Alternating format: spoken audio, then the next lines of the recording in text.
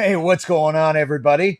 Today, I'm going to show you probably one of the larger woodworking projects that I've done. It was super cool and really fun to build. At the same time, it was a huge amount of work. But let's go take a look. All right, so we're in the backyard, and like I said, this was a really big project, and so I've got to show you. Okay, I'm going to flip this around, and that way you can have a look, and I'm going to walk you through just how I did it. So this here is a full set of raised garden beds. This thing is 20 feet long this way and about 12 feet across this way. I wanted to do this so we could start growing a lot of our own vegetables, which is exactly what we did. Now, first thing with this is the entire structure is built out of pine. Now, I know pine is not ideal for garden applications, but to be perfectly honest with you, cedar was way too expensive. And so, what I ended up doing, and I'll show you, is I ended up going to a local sawmill and I picked up a bunch of this pine lumber. I picked up about $500 worth of lumber, and I actually ordered too much, and this is what I've got left. So this is going to be hopefully drying over the next little while. I'm going to be moving it into a sheltered area to do so, but it gave me a lot of lumber that I could use for this project. So with this is built very similar to regular raised garden beds, except I built it together as a system. So these walls here are 24 inches high on the outside. These are 6-inch boards.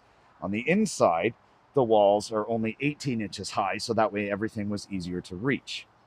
Now, the one thing about our area is we have a lot of groundhogs and moles and that sort of stuff. So the fear was anything getting underneath.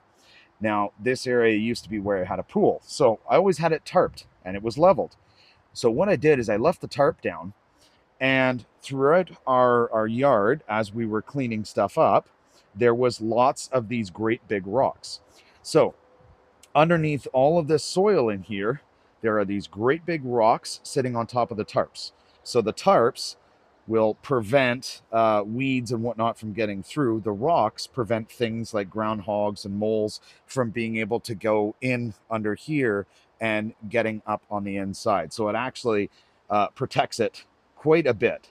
So really, really happy that we did that. And if we go over here, you can see that there's still a little bit of the tarp down there on the ground that's pinned down, which is perfect. So these are 24 inches high. Now I've got all of these vertical posts here, and the purpose of all of these vertical posts was so that way I could put some strapping across the top and put chicken wire on it in order to keep some of the animals out, which is exactly what I did. So those posts, they go all the way down towards the ground. Now let's go over here and I'll show you the inside of this. So first of all, this is the door, and I made it a set of bifold doors with just a swing latch here, and then they push open so that way you can go in. So as you can see on the door, I've got a little bit of a backer board that helps to fill the gap when these two are closed. On the inside, this is what it looks like. So you'll see that I've only got the 3 boards high, and then I've got this little trim piece here, and going all the way to the back, I've got the same thing there. Now, underneath, what I'm walking on right now, this is all gravel, and underneath this is also the tarp. So the nice part about that, it's a weed blocker. So not going to have any weeds coming up through these stones. So it's going to stay in fairly good shape, which is absolutely amazing. The way that I built the inside of this is actually very similar to the outside. It's the exact same thing, where we've got those vertical supports at exactly the same spacing. And then there are protected ties going in between the inside wall and the outside wall. And they go in between every single one of these verticals that goes around the garden. And it also kind of helps to divide them a little bit too. So it really does work. You can see that there is a couple of them. I left them a little bit higher, kind of as dividers here. Okay, so in any case, so built really well. Now this is all above ground. There's nothing staked into the ground or whatnot because this is all tied together. So I wasn't really too worried about that. Now, before anybody says it, I do know pine is not the best wood for this stuff, um, but that's okay. It'll last enough. And as you can see, there's all kind of plants that we've already got growing in here. There's lots of tomatoes, there's sweet peas, flowers to keep the bees coming by to help pollinate. We've got lettuce, there's lots and lots of herbs growing as well. These are all corn stalks. So we're going to have a nice corn roast in the fall. Um, and we've got lots of other plants growing along here too. We've got more tomatoes, we've got carrots, more sweet peas, and all kinds of other stuff. So it's really exciting to have this. We also have cucumbers here, right down here. And as you can see, we've got this little piece, this arch that goes right from this side and it goes over top down to this side. That is for the cucumbers, so that way they can climb and then they can hang down. So that's kind of the goal, and hopefully that's what's going to happen. Ran into a bit of an issue with them because we had a random frost at one point and it killed them, but we got some other ones planted. So all in all, with this garden, I paid about $500 for the lumber, and as you can see over there, I've got a little bit, or quite a bit left. I also got this, I believe it's a 1 or 2 inch chicken wire, and this chicken wire, it goes up right over to the top, and then it actually curls over in order to prevent things from trying to climb. So chicken wire cost me about $100 to do this this entire thing. All of these cross ties going across in between, it kind of groups the whole thing together there. But they were all ripped out of that lumber that I had left over there, and then I had some hinges as well. So it's about 600 in material.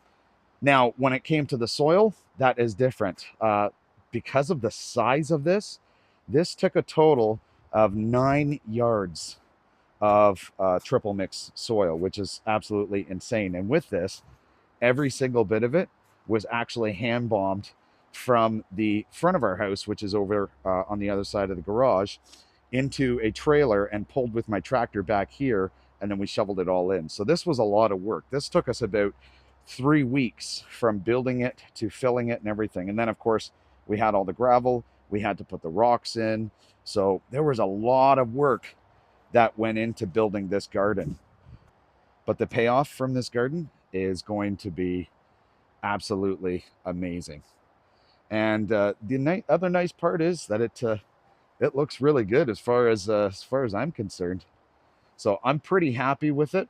Again, I know pine is not ideal for this, but with cedar being the price that it is, there is not a chance that I was going to do that. So this was all fresh milled lumber.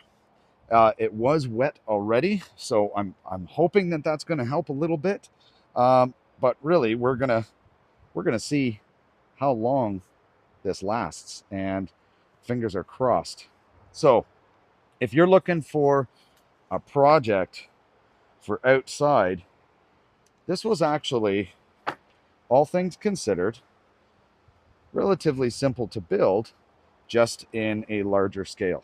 So you can see that keeps it out. So we did this about a month ago, I guess now. Oh, there's my pup.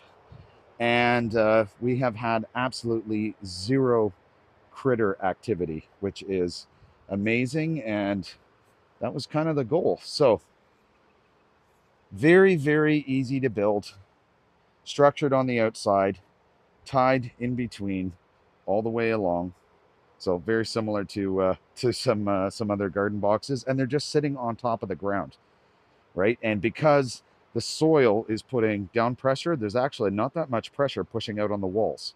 But that's why I've got cross ties going in between each of these verticals along here in order to hold it together. So this is one of the projects that I have been working on for last little while, and it's finished. And as you can see, it's growing and everything really well, which is awesome. So that's kind of what I've been up to for the last month or so. I haven't been on YouTube as much, but I'm getting back there. And there's going to be a new shop tour video coming out as well, because I had to make a lot of changes in that garage, and I've got some new tools that are added in there. So make sure to hit the like button, subscribe to the channel if you haven't already, share the video if you think this is a really cool idea, or comment down below. Let me know what your thoughts are.